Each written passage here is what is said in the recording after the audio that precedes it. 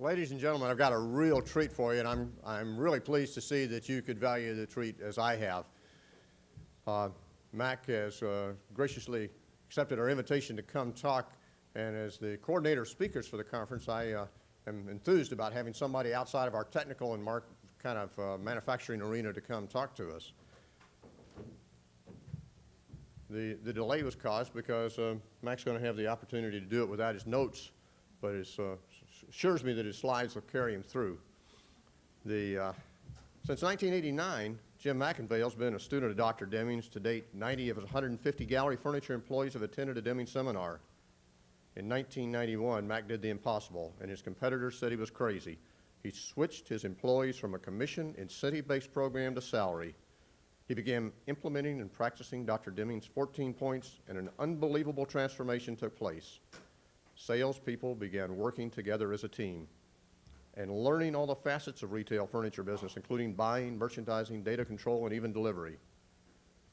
In a matter of only a few months, his business began to take giant leaps, store volume climbed, employee turnover leveled, and cooperation blossomed as gallery furniture began making unheard of records in inventory turns, closing figures, and profits per square foot.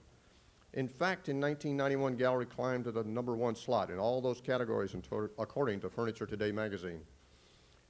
When it comes to a proven record of performance with one of Dr. Deming's most ardent principles, cooperation, Mac is a living testimonial. His talk today is titled, Winning with Cooperation. His winning record, his winning employees, his winning customers can collectively attest that cooperation is more than a standard at gallery furniture. It is gallery furniture. We're pleased to bring to the podium Jim McIngvale.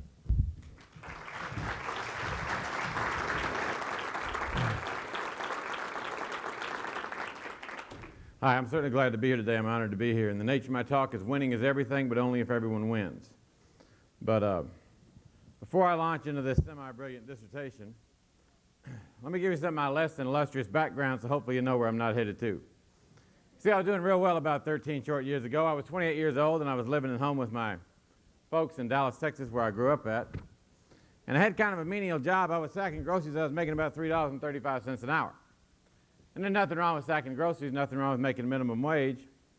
But I kind of felt like that with my college education and my background that maybe I should be doing something a little better than that. Anyway, I had a bad attitude. And one day the store owner walked in, looked over at me, said, "Son," he said, "Son, you got a bad attitude." And I said, "Yes, sir, I know it, sir, but I'm trying to change." He said, "Well, son, I'm going to help you change." And the thoughts raced through my mind, how is this man going to help me change? A raise, a promotion, what's he going to do for me? I said, "Sir," I said, "that's great." I said, "How are you going to help me change?" And he said, "Boy, you're fired." And I said, "Oh, no," and my world kind of hit bottom at night. And I went home at night to my folks' house, went into a deep depression there for about 3 or 4 weeks. You see, unfortunately, I felt sorry for myself like a lot of people do in this country. I felt like being a citizen of this great country was my birthright to have a nice home, nice car, nice job, to live the American dream. I went into a deep, dark depression there for about a month. Woke up kind of early one Sunday morning about 3 or 4 weeks later. Stumbled in the den of my folks' house where the television was. I turned the television on, and there was a religious program on that Sunday morning. And I really wasn't looking for any religion out of the television that Sunday morning, but the preacher was preaching a message, so I decided to watch for a while.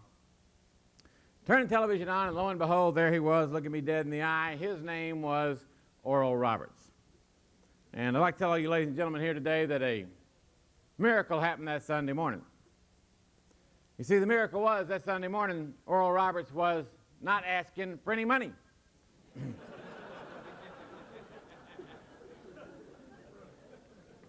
But he was preaching a message, and the message was that the greatest challenge that we all have from our Creator is to use our talents. And he looked at me through that television, and he said, "You know, there's a lot of you out there in television land today that are throwing your lives away." He said, "You're wallowing in the throes of self-pity."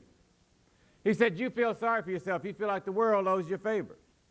He said, "Let me tell you something. The world doesn't owe you a favor. You owe the world a favor." He said, "Get up, go to work, and make something out of your life." So I decided to do that. And the next day I went to work, and I got a job at a small furniture store there in Dallas, Texas. And I found a niche in life. I found something I was good at. I was good at retailing. After about 18 months of being there at that furniture store, I began to dream of maybe having my own location. However, I didn't want to open a furniture store there in Dallas, Texas, to compete with my buddy, my mentor, my boss, Ernie, because he'd been too good to me. So in late 1980, I began to try to think of where I could open a furniture store somewhere in Texas other than the Dallas market, and I asked Ernie where to do it. He said, "Kid, I understand Houston's a boomtown, why don't you try Houston?" And at that time, my brother George down in Houston in the real estate business, so after about 3 or 4 months, he got me a location. And I went out to dinner that night with my little girlfriend. I was all excited. Her name was Linda. She'd been with me through all my ups and downs and many failures in life. She got in the car that night. I was all excited. I said, "Linda, I got great news for you tonight, honey." She said, "What's that, Mac?" I said, "We're going to move to Houston. We're going to get in the furniture business." And she said, "Over my dead body."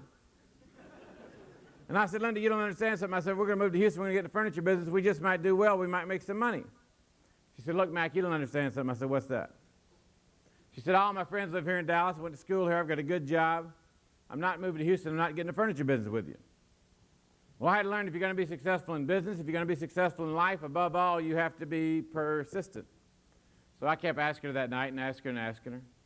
Finally, about 11 o'clock, I asked her about the 40 times. She got very frustrated with me. She slammed her hand there on the dashboard. She said, "I tell you what, Mac." She said, "I'll move to Houston. I'll get in the furniture business with you. But you're going to have to marry me first." And I got to thinking to myself, this woman has put me on a difficult decision. But then I came up with what I considered to be an entrepreneurial brainstorm. I thought to myself, where else can I get an employee this cheap? I said, "You got a deal." Anyway,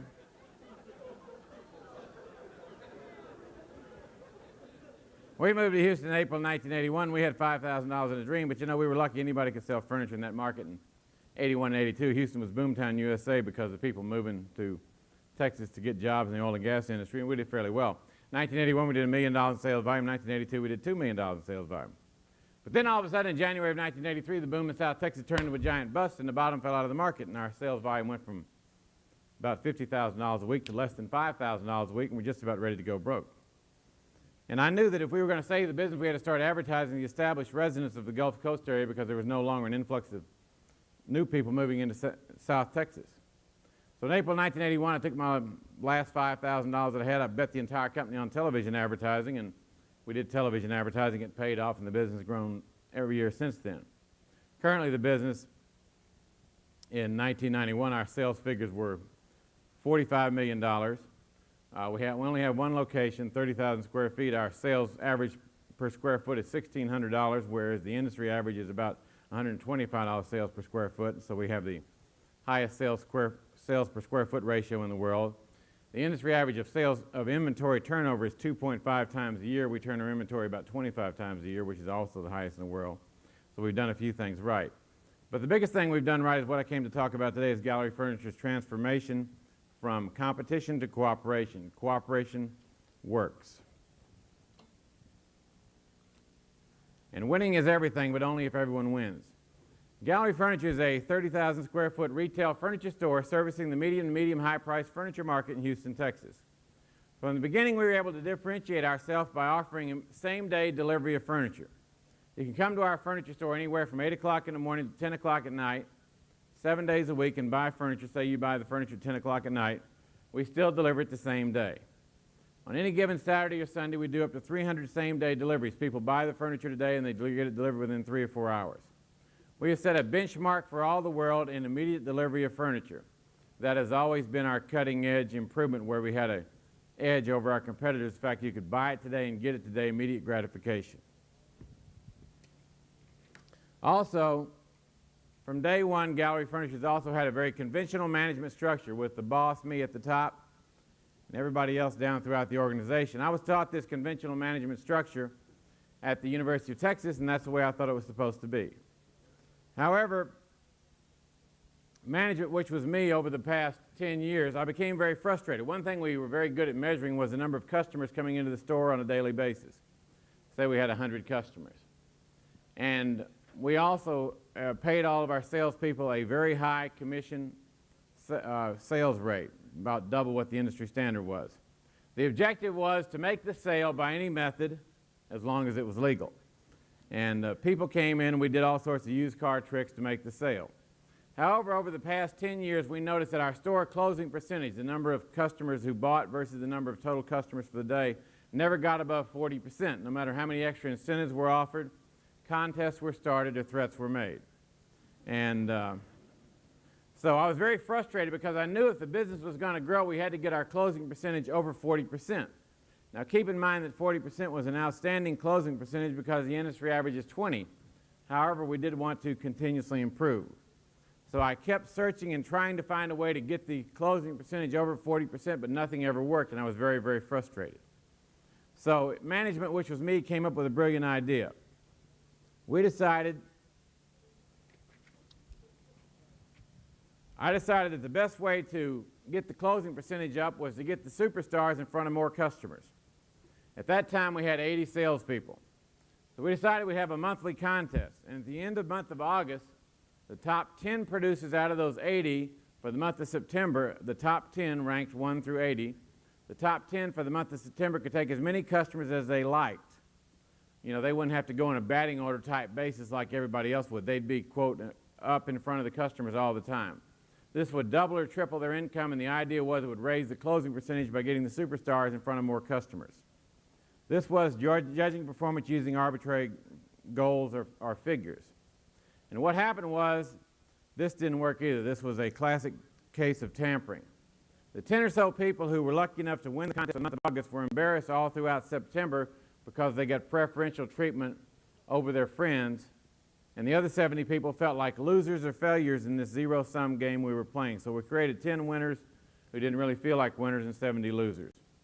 In addition, to add insult to injury, if on any Saturday or Sunday, the busy days in the retail furniture business, you sold less than 30% of your customers, you had to sit out the following day, be it Sunday or Monday, until everybody else was busy. You couldn't make any money.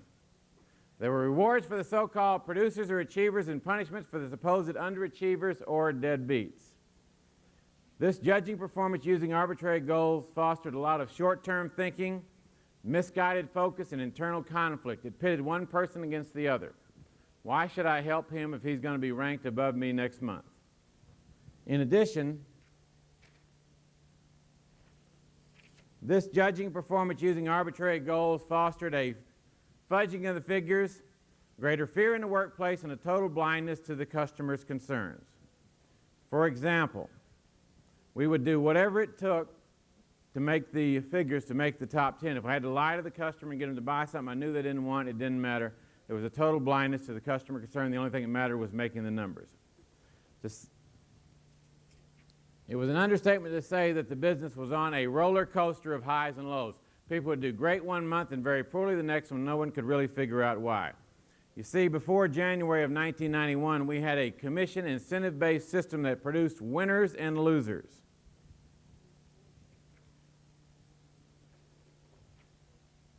Winners. In order to be a winner, you had to do $7,000 a week in sales volume, $400 in chemical add-on sales to get 10% commission, or $700 a week. If you did that, you made $700 a week. A lot of people made $1,000 a week. They made a good income. Obviously, all types of games were played to reach these numerical quotas. For example, people would work 6 or 7 days a week to reach the quota. The harder they work and the longer they work, the more tired they got and the harder the quota became to achieve. Example number 2. The deliveries would be forced out on Thursday night at the end of the pay period. If the customer had the delivery scheduled for the following Saturday, but it come Thursday night and I hadn't made the quota, I'd call the customer up and force them to take the delivery. If I had a good weekend and say by Sunday night I'd already made my quota, I'd call the customers for Monday, Tuesday, Wednesday, Thursday delivery and postpone them until the following week to carry over the production dollars. Salespeople would actually pass sales if it had little or no profit in it, and customers would become agitated and leave. And also on Thursday night, it was not at all unusual to see salespeople leaving with 30 bottles of furniture polish in their hands. However, it was a great system. If the more we raised the quota, the more the sales went up, so I figured, hey, we keep raising this quota, we're going to keep increasing the sales. Every time we raised the quota, people figured out a way to make it. However, if you didn't make the $7,000 a week, you were a loser. Say your daughter was ill and you missed 3 days of work and you only did $6,000 that week, then you made 5% commission or $300 a week. Obviously, that caused all types of anxiety and games to be played to meet the quotas. So I knew there had to be a better way than this winner-loser system that we had. I knew there had to be a better way to improve the business, but I just didn't know where to find it. So in October of 1990, I attended Dr. W. Edwards Deming's 4-day seminar on quality and productivity at the Sheraton Airport Hotel in Houston, Texas. Most of the concepts this 90-year-old man talked about made sense to me, but eliminate merit pay, incentive pay, commissions, never. That built the business. That took gallery furniture from crayons to perfume, or so I thought. But Dr. Deming's concept of continuous improvement intrigued me. I figured if his 14 points were good enough for Toyota, Sony, Mitsubishi, General Motors, and Ford, that parts of them, pick and choose the ones I like, might be good enough for gallery furniture. So I bought the Deming library tapes, and I used to watch Lloyd Dobbins of NBC News and Dr. Deming in my car on a television as I fought the traffic to and from gallery furniture in my daily commute on the North Freeway in Houston, Texas. I began to get a very clear message that gallery furniture had been lucky and successful in spite of my bad management practices, which crushed people in their intrinsic motivation. It probably couldn't have been any worse. And at that time, I made a decision that something had to change.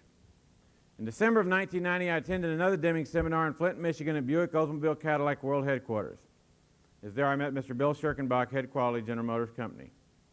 He encouraged us to take a leap of faith to encourage the people in the business to cooperate, to work together, and to quit cutting each other's throats. At that time, we had about 90 salespeople. We had 4 or 5 quality commandos who were ready to take the plunge to salary or cooperation, but the other 85 were very skeptical. It was not quite time yet. In January of 1991, I went to another Deming seminar in Newport Beach, California. It was there I met Dr. Edward Baker, Head Quality, Ford Motor Company. He and Dr. Deming encouraged us again to take the leap of faith and to get people to cooperate and to work together. But again, it wasn't quite time yet. I didn't have the guts or conviction to do it. But we decided in January of 1991 at Dr. Deming's request to remove all of our sales quotas. We still have to pay everybody commission, but no more quotas.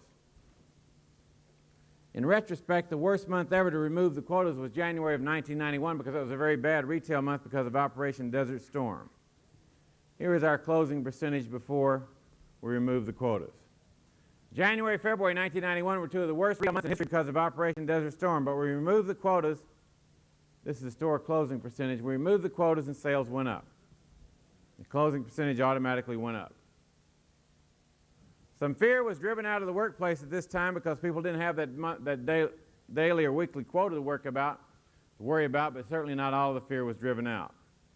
During those 3 months, there was good preparation for the change during January, February, and March of 1991. My wife, Linda, the brains of the company, kept urging me to go to a cooperative pay system. However, I didn't have the guts or conviction to do it. In March of 1991, I went to another Deming 2-day seminar in Dallas, Texas, an implementation seminar. It was there I met a brilliant man named Carl Sewell, head of Sewell Village Cadillac, one of the largest and most successful Cadillac dealerships in the country. Mr. Sewell believes that everybody in the business, from the janitor up to the CEO, should be paid incentive pay or piecework. After talking to Mr. Sewell, I was very confused. So I raised my hand and I asked Dr. Deming, I said, Dr. Deming, isn't incentive pay or commission pay okay for salespeople? He looked at me, scratched his 91-year-old head, and said in a very frustrated manner, will you ever learn?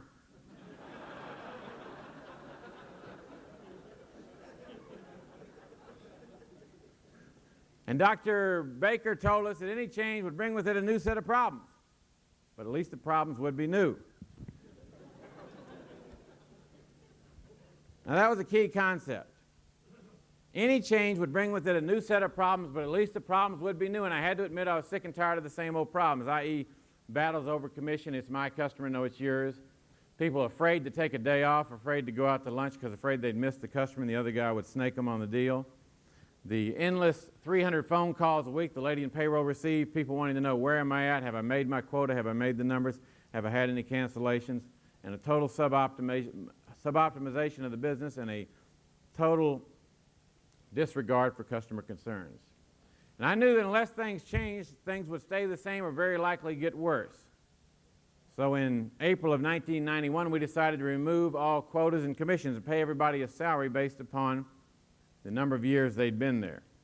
We consulted a 20th century philosopher on this subject, and he said it was indeed in the retail furniture business a Radical move, dude. So we removed all quotas, but we removed all quotas and commissions and paid everybody's salary. Everybody told me it wouldn't work. Some of the fears were that salespeople would be lazy. They would have no incentive to do their share. Salespeople also thought that they would still be evaluated, rated, ranked, and appraised on the same old tired criteria and measurements. And lots of people thought that Gallery Furniture was betting the company unnecessarily on the all-or-nothing theories of a 90-year-old man. Now, here's the results some 18 months later. People don't do less work, they actually do more. They're eager to jump in and prove their worth and contribute to the good of the whole. Dr. Deming says one of the key concepts of his philosophy, I believe, is that people want to do a good job. And we have found that out. People indeed do want to do a good job if only given the chance by the management.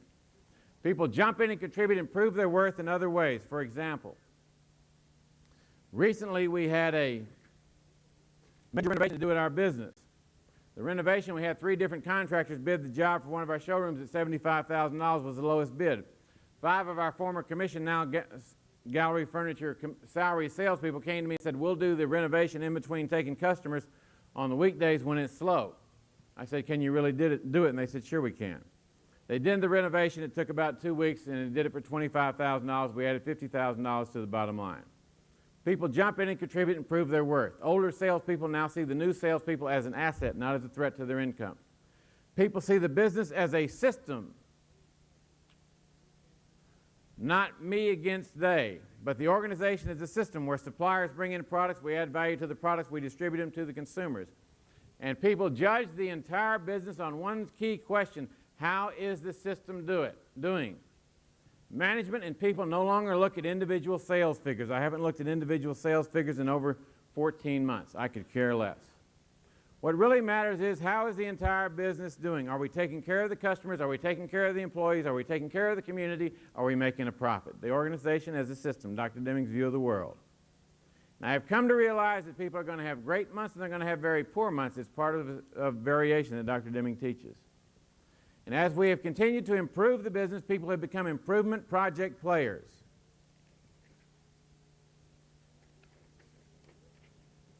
Further learning where they too can fit in and use their special talents to contribute to the good of the system. That is probably the most amazing change. People learning how to do different jobs and contribute to the good of the system, and the bottom line of the whole business is, what business are we in? We thought we were in the business of selling furniture. We were actually in the business of delighting customers. There are 300 retail locations in Houston, Texas where people can buy furniture. But there's only one that really delights customers, and we believe it's us. People have become improvement project players. As they have learned to become improvement project players, the great American phrase of, "It's not my job," has totally disappeared. Everybody walks in everybody else's shoes, replacing criticism with compassion and judgment with understanding. They understand what their preceding customers in the internal part of the business do and what their antecedent customers do. And the key question is, here's what you can do for me, and what can I do for you to help your job get better and to help you improve? That's the job of the business. We had a very serious issue. If the business was going to improve, we had to learn how to identify customer needs and concerns and take those into the reality of the business, and that's what we've been able to do in the last 18 months. Identify customers' needs and concerns, because the purpose of the business is to delight customers, nothing else.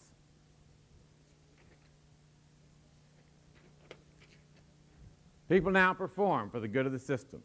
They do all different types of jobs. Before, we had 80 people.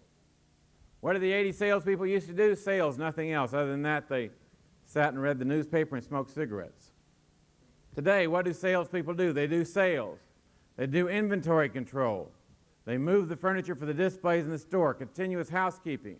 They supervise our playground. We now have, based upon the suggestion of one of our mothers who works there at the store, she said, why don't you put in a playground? We put in a huge playground, bigger than any playground at McDonald's, and we have our people now supervise the playground for the kids. What other furniture store do you know of where kids cry when they have to leave?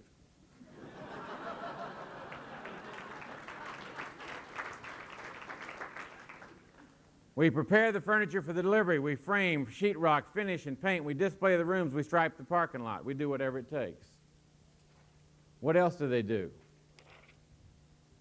They act in the commercials. They do data processing. They drive the trucks. They coordinate the service calls. They paint the store. They do decoration. They provide store security.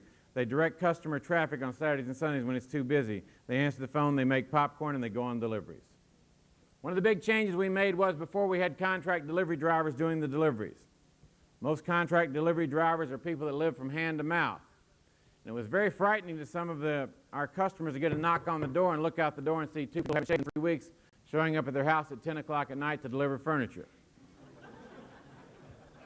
And we got a lot of feedback from the customers with a big crime wave in Houston that they didn't want these semi-vagrants delivering the furniture to them. That's the way it's done in the industry.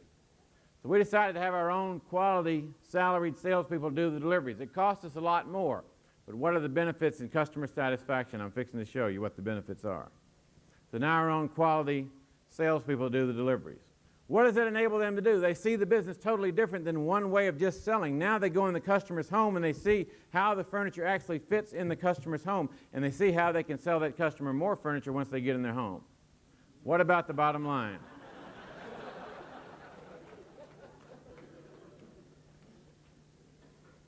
Everybody says this is wonderful in theory, but can you give me any hard numbers, any examples? I said, yes, I can give you lots of hard numbers, lots of examples.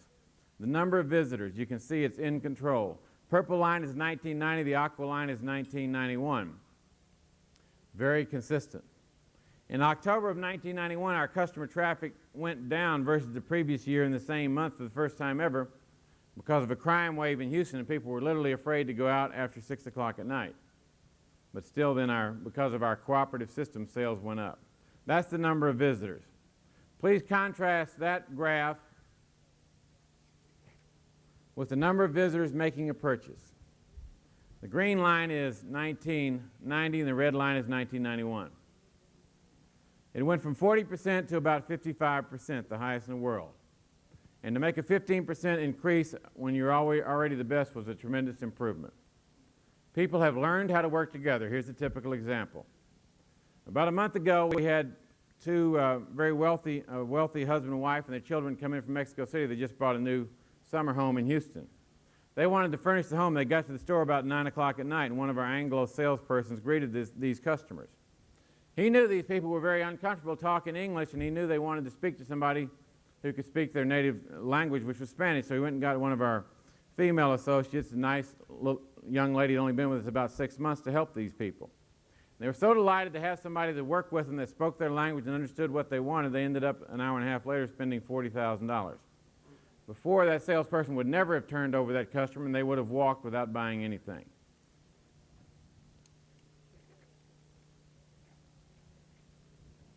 Store closing percentage has been a steady climb up over the last 18 months. Delivered furniture, we're supposed to be in a recession. The blue line is 1989, the yellow line is 1990, and the green line is 1991. And so far this year, we've been too busy taking care of customers to make many charts, but I will show you the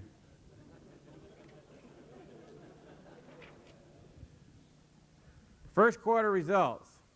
If you want to manage by the numbers, here they are. First quarter results, 1991, gross sales, $10,236,000. Net income, $1,122,000. First quarter results, 1992, sales almost the same, $10,254,000. Net income, $1,463,000. Increased net income by $340,000. What I'm telling you is cooperation works, competition doesn't.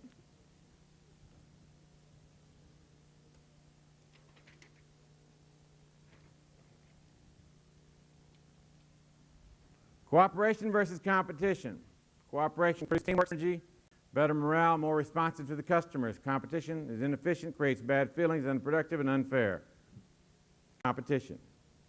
You see, I believe we've been sold down the river in this country on something called competition. We think it's good. I win, you lose. I learned how to compete playing football at the University of Texas in 1969 and 1970 when the Longhorns won 30 straight games, 2 consecutive national championships. There were some great competitors on the team. 2 of my best friends in Houston teach young people how to compete in the athletic fields. One's name is John Jenkins, head football coach, University of Houston. The other's name is Bella Caroli, world's finest gymnastics coach. Coach of the girl you saw on Time Magazine and Newsweek the last 2 weeks. Her name is Kim Zemeskel of Houston, Texas. She didn't win the Olympic Games, and they labeled her a failure. I don't think she was a failure. Do you? Competition, what has it done to us? But at Gallery Furniture, thanks to Dr. Deming's request, we changed, we transformed. Transformation of management thinking, before the way I was taught. Focus on individual events. Who's to blame? Find somebody. Now we view the company as a whole. We don't focus on individual events, we focus on improving. Before we said goodbye to below average staff members, now we view the employees as asset, the biggest and only asset of the company. Before, no education, the turnover is too high. Today, return on investment mentality. How can we invest lots of money in our best asset, our people?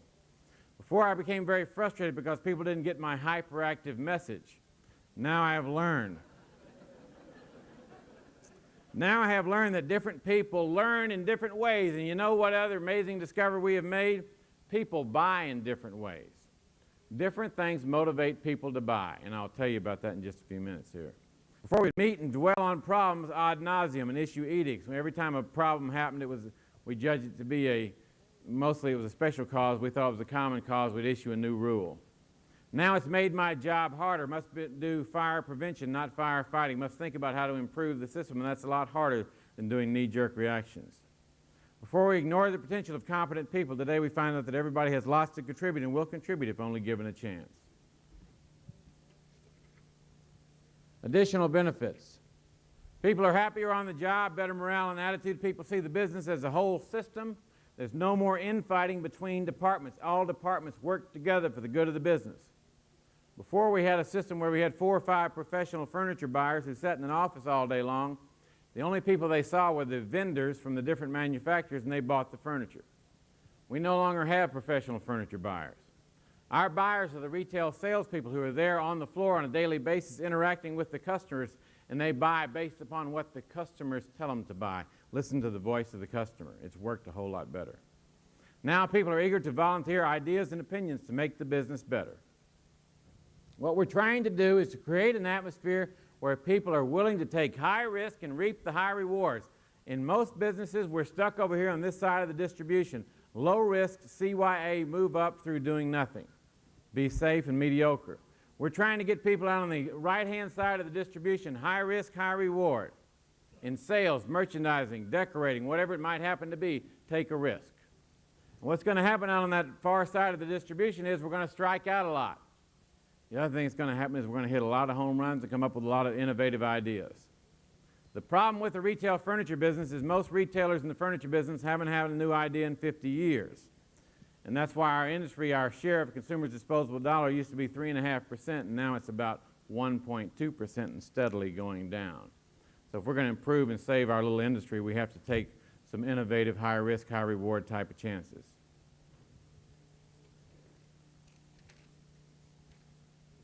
We changed from a system that caused this type of reaction from the customer. After listening to your commercials for years, I expected to be treated to a pleasant buying experience. Instead, I dealt with pushy salespeople and a finance group who became aggravated when I didn't purchase their way. That's the way it used to be in the commission days. So we decided we would change and listen to the voice of the customer, and that's really what the business is all about. And here's what happened.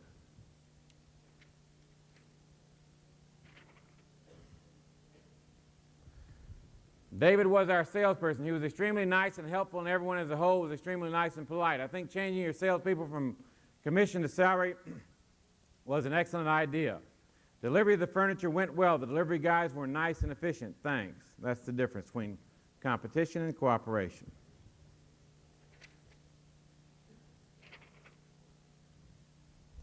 The salesperson and the finance person were great, Leslie and Newhart.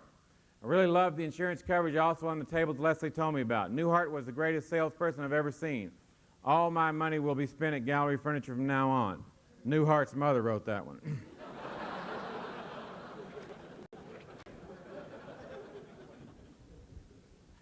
See, Tom was great. There was never any pressure while giving us lots of valuable insight and information. Many thanks. I'll be back with lots of money. We look forward to that one.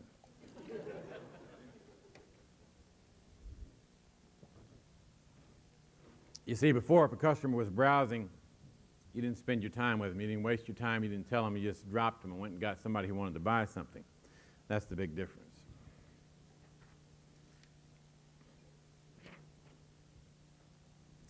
Prices are excellent.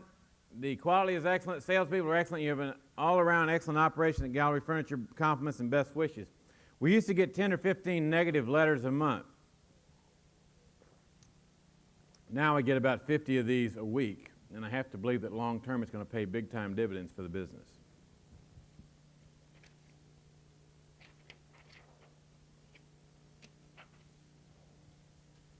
My wife and I were treated as valued customers even though our purchase was not large. Our salesperson was courteous, knowledgeable, and not high pressure. We'll be back. Give you an example of that. We had a customer 2 weeks ago, went to 4 different furniture stores trying to buy a bed frame. Full-size bed frame costs $22. Salesperson, if they're making 5% commission, makes $1 on that sale. Nobody would take the time at the 4 other stores to sell it to her. She became very agitated. She came to our store. Our guy took a lot of time, sold her the $22 bed frame. She was very happy. On the way out, she bought a $6,000 dining room set.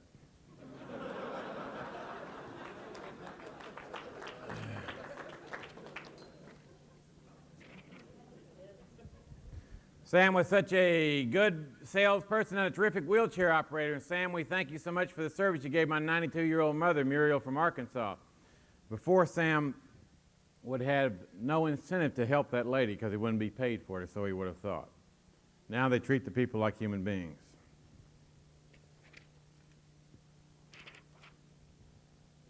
Georgia's a very pleasant person. She was very helpful. I don't think we would have bought the nice furniture if it wasn't for her. Thanks a lot. And the list goes on and on. And this is really the business we're in, is delighting people where they go back to their job, their office, their factory, or the government office where they work, and they tell people how well they were treated. At our store now, when customers come in, the first thing we do is give them an ice cream bar. We have face painting that our salespeople do for the customers. We have the playground. We have popcorn. We've got all sorts of things going on because we want to make it a fun atmosphere where people will come back and make it an experience they will enjoy and cherish. The experience is as important as the product to the customer.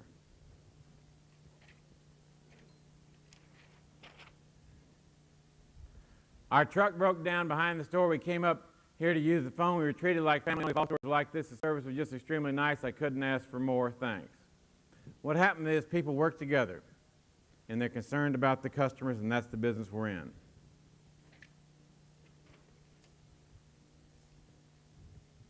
Dr. Deming says, Institute leadership, the aim of supervision should be to help people and machines and gadgets do a better job. Supervision of management is in need of overhaul, as well as supervision of production workers. In our case, it was supervision of management.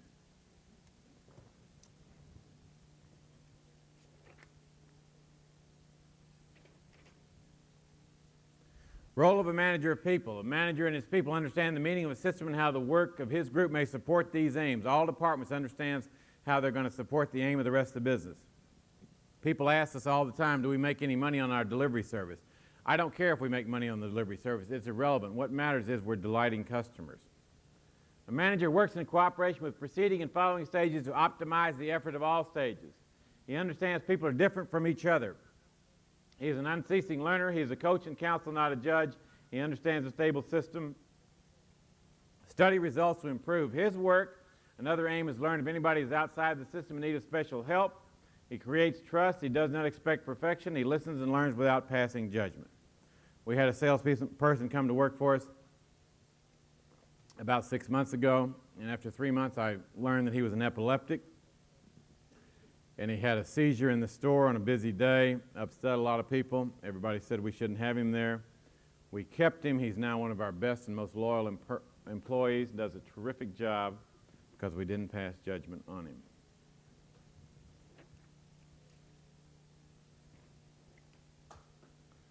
Who is a leader? As for the best leaders, the people do not notice their existence. The next best, the people honor and praise. The next, the people fear. The next, people hate.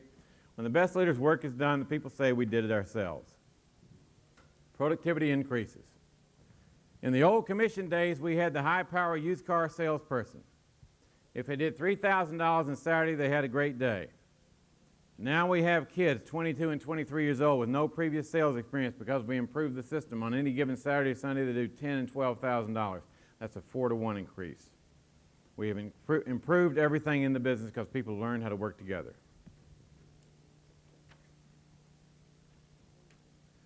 Intense cooperation. Think about it. Everybody wins. It's a long and arduous task, but it can transform American business.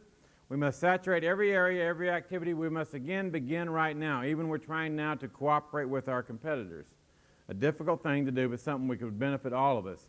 Just to give one example, we're now pooling our trucks from California with ourselves and our competitors. It has enabled both of us to bring down our freight rates by about 5%.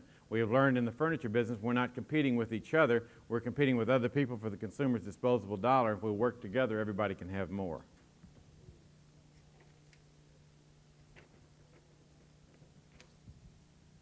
Quality and innovation have been a long, hard climb at Gallery Furniture. If I told you it was easy and there were no problems, I'd be lying to you. There's been lots of problems. But certainly the effort's been worth the reward.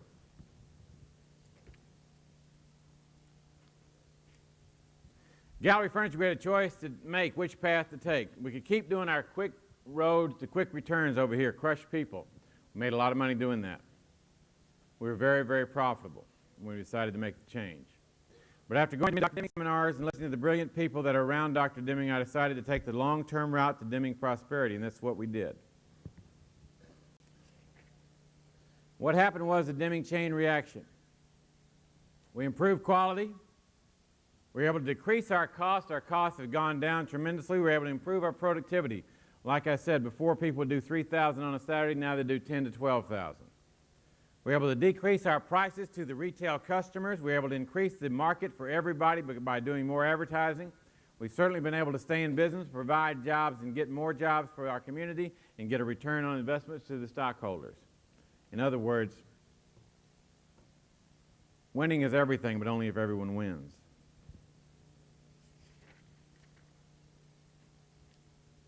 Dr. Deming also taught us something called a group process, plan, do, check, act. Before we'd make these massive changes without any thought, now we do it on a small scale. We plan it.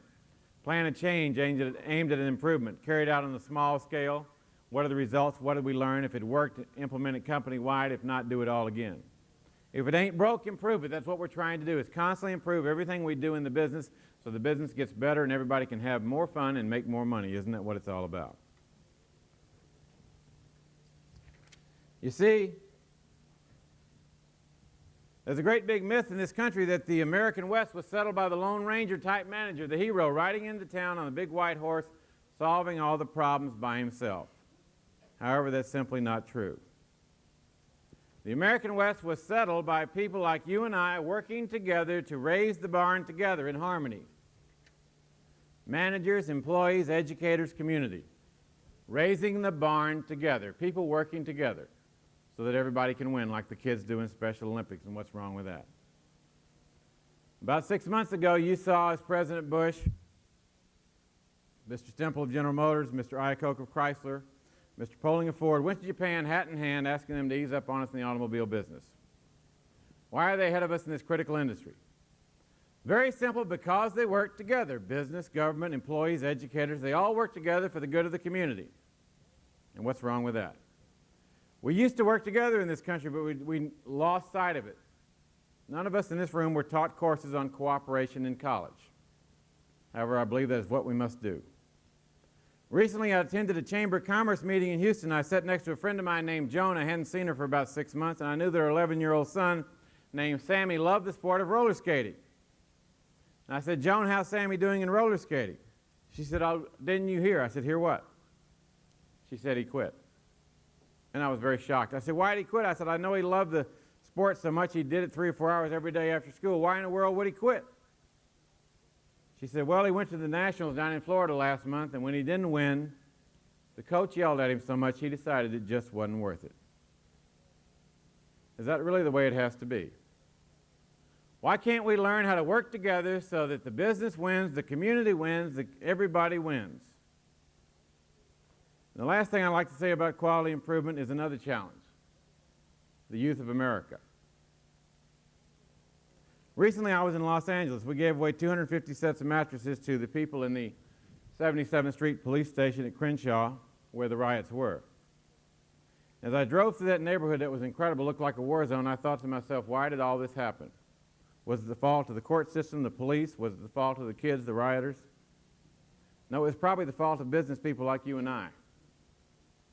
Because we got so caught up in making money, we forgot to lend not a handout, but a helping hand to these kids, be they black, white, red, or yellow, and teach them that they too, through hard work, dedication, and a commitment to cooperation, can live the American dream so that everybody can win. Winning is everything, but only everyone wins. Thank you very much.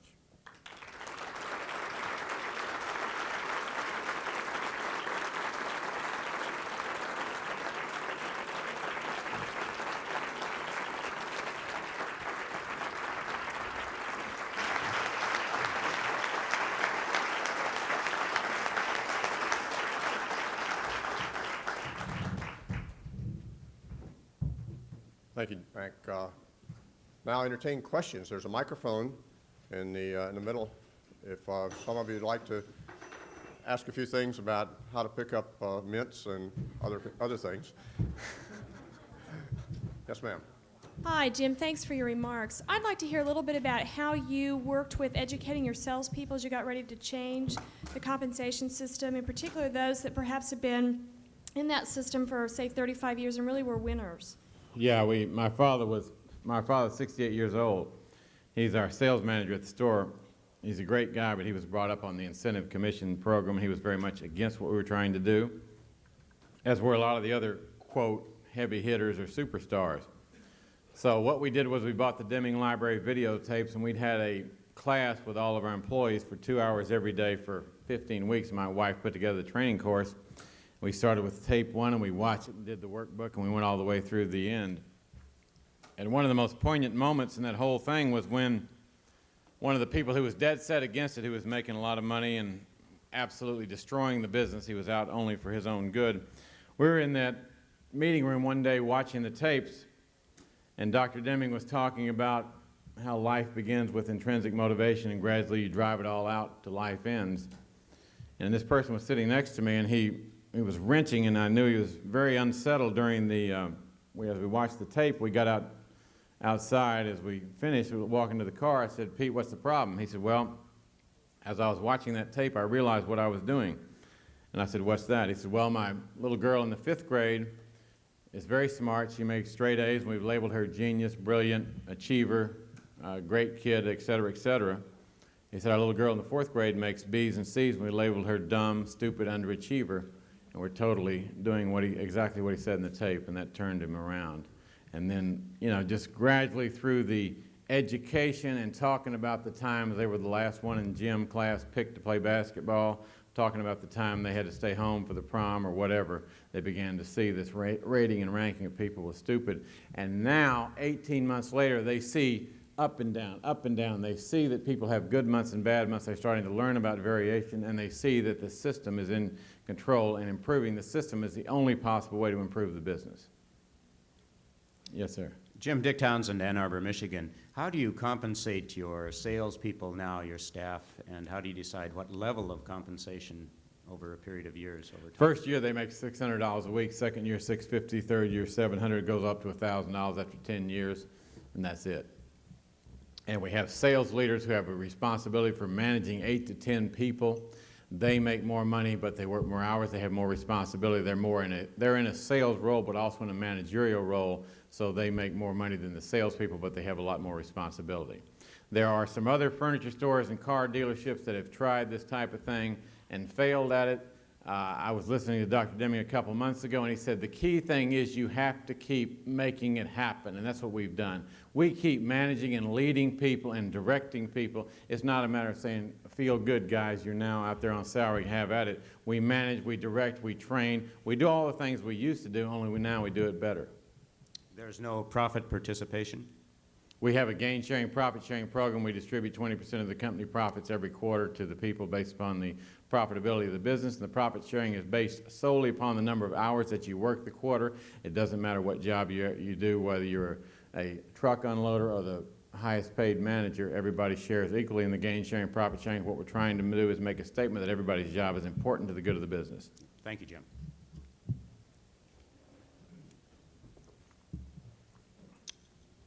Other questions?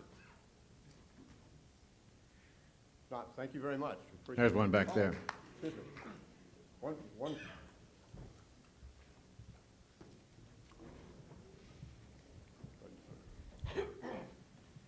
you kind of hide your candle under a bushel now, or do you find trouble resisting the temptation to go out and tell the other people in the Houston area how they might improve their business? Oh, we tell a lot of them, but they don't want to hear it, so that's fine. You know, they want to argue about it and say it'll never work. And we try to work with people if they want to change the system. As far as I'm concerned, our business is so much more profitable and so much more easier to manage now that we work together rather than the way it used to be. So another little benefit is our cancellations have been cut by 75% since we went to a salary system because they don't sell people something they didn't need.